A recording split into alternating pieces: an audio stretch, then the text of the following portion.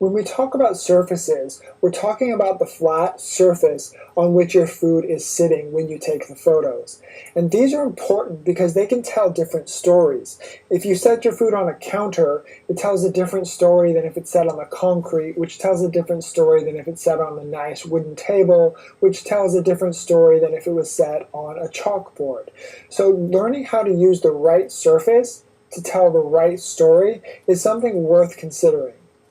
And in this lesson, we're going to explore your different options on which surfaces you can shoot and give you some different ideas. And it will also show you how to make new surfaces of your own very quickly and affordably to give you a better variety of surfaces. Now, as I mentioned, surfaces help you tell the story of your picture, which, as we've talked about many times, is really the goal of food photography.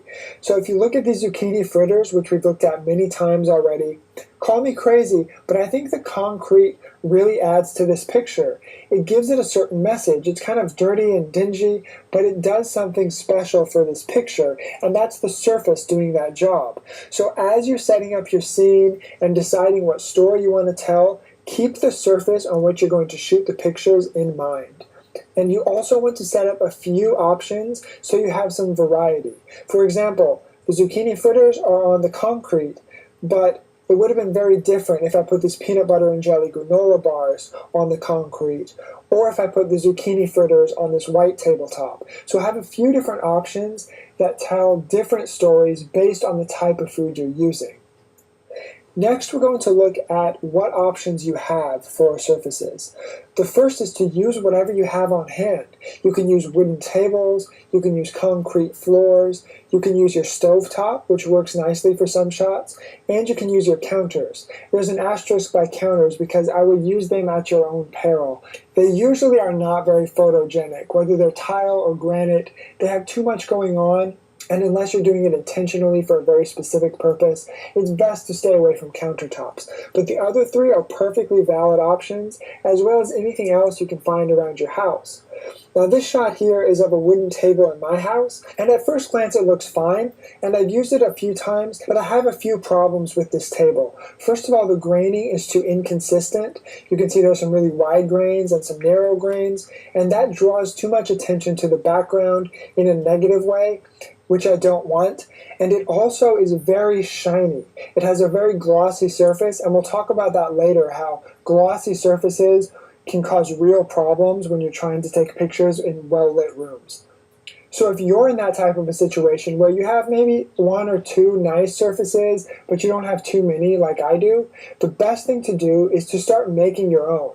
And here's a few creative ideas I've gathered over the last year. The first is using a foam poster board. You can find these at office supply stores for like $2 or $3. They're widely available at Office Max or Office Depot or any office store, and they make really great surfaces for very cheap. These two here are white on this side, and the other side is a chalkboard, and we'll talk about that in a minute. But one of the problems with these is that they're not very durable, but again, for only $2 or $3, it's not really a big deal, but they do warp and bend over time. As you can see, the bottom surface here on the left is bowing upwards. And if you look at it more closely, you can see that there's lots of dings and dents in these. But again, they're very cheap and they work really well. I use these a lot, and I would recommend getting white ones or black ones.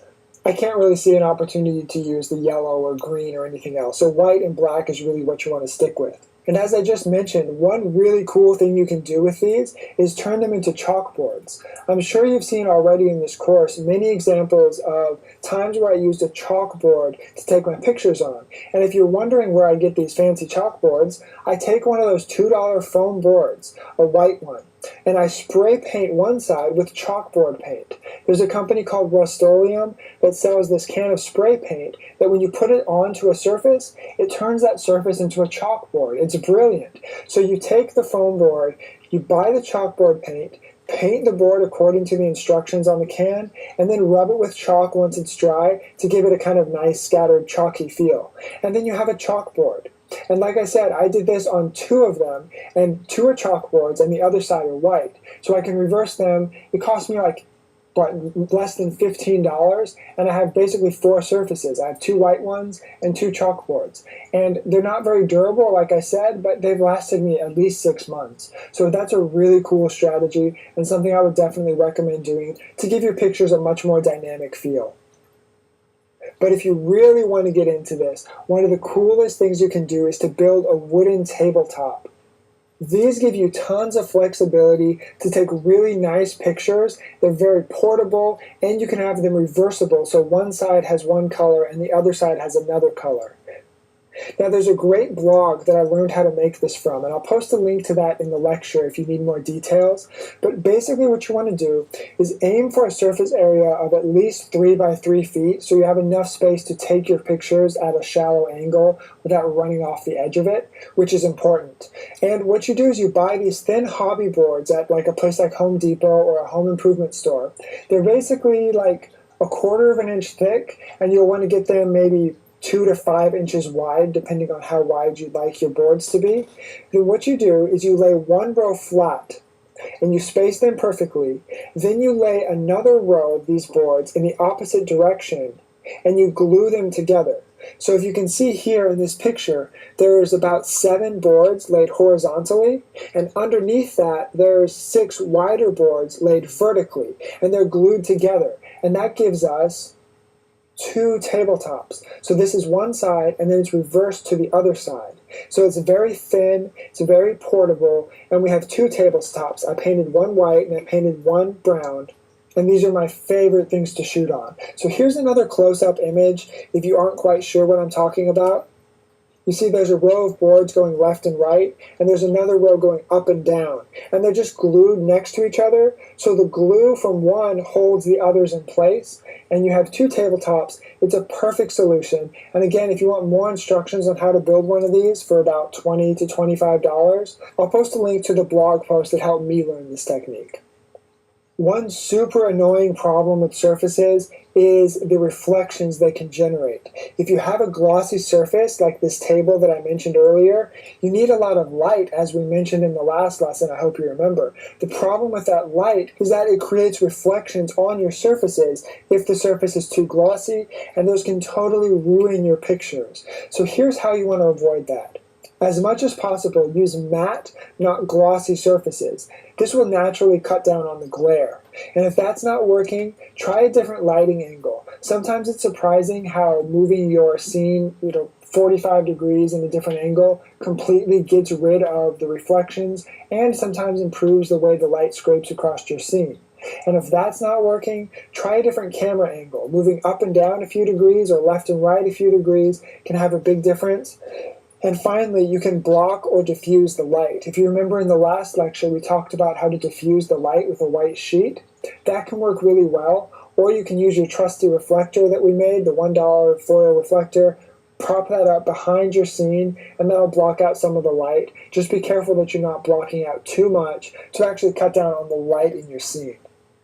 And ultimately, it's just important to be mindful of this issue and do whatever it takes to prevent these nasty reflections from showing up unintentionally in your final pictures.